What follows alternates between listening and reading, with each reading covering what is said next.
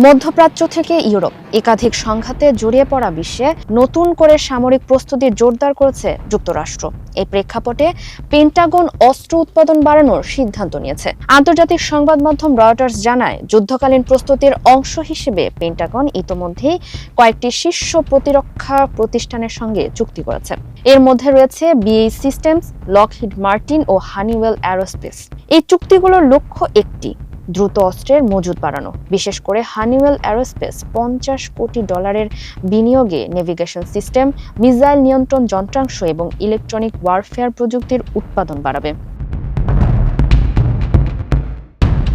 প্রতিষ্ঠানটির প্রধান নির্বাহী জিম কুরিয়ার বলেন, জরুরি চাহিদা পূরণে তারা প্রস্তুত। অন্যদিকে বিএই সিস্টেমস ও লকহিড মার্টিন যৌথভাবে ক্ষেপণাস্ত্র প্রতিরক্ষা ব্যবস্থা, বিশেষ করে থার্ড উৎপাদন 4 গুণ বাড়ানোর পরিকল্পনা নিয়েছে। পাশাপাশি প্রিসিশন স্ট্রাইক মিসাইল উৎপাদনও দ্রুততর করছে লকহিড মার্টিন। এর প্রধান নির্বাহী জিম টাইকলেট জানিয়েছেন, সামরিক চাহিদা পূরণে তারা সরাসরি সরকারের সঙ্গে কাজ করছে।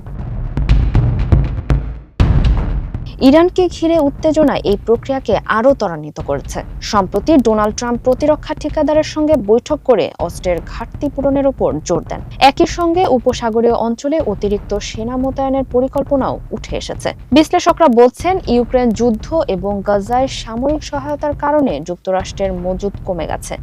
আর সেই শূন্যতা পূরণ করতেই এখন শুরু হয়েছে এই বড় সামরিক প্রস্তুতি, যা ভবিষ্যৎ সংঘাতের ইঙ্গিতও বহন করছে। ফারিহ আহমেদ, মানবকণ্ঠ।